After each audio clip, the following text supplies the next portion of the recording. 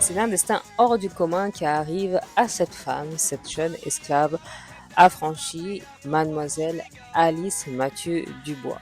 Pionnière dans bien des domaines, cette fille d'un esclave affranchi a été première en médecine, première bachelière première femme noire à réussir le concours d'externat des hôpitaux, première médecin de couleur, première médecine noire, première femme de couleur à être décorée de la Légion d'honneur.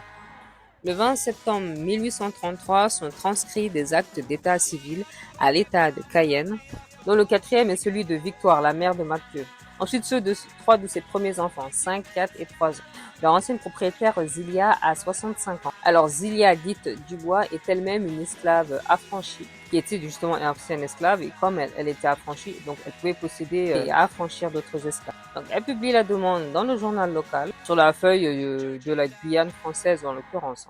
Il lui a fallu même parfois payer ou donner des gages pour, voilà, entre parenthèses, pour pas que voilà, je disais que pour pas que les esclaves affranchis soient laissés dans la nature. Expliquer Didieu, l'autrice de biographie Un destin d'exception, publié par l'Histoire de la médecine, du moins la Société française d'histoire de la médecine. Donc, apparemment, Zilia aurait donné la moitié de sa maison à Victoire et à ses 3 enfants affranchis.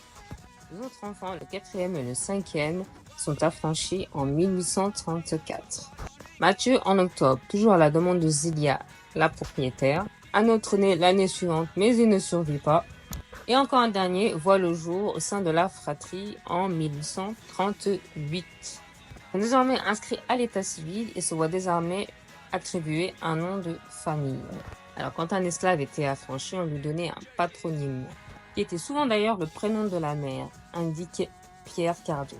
Par exemple, la mère de Mathieu s'appelait Victoire. Et bien, il prit Victoire comme patronyme. Et en plus de ce nom, a été ajouté le nom de l'ancienne propriétaire, à savoir Dubois.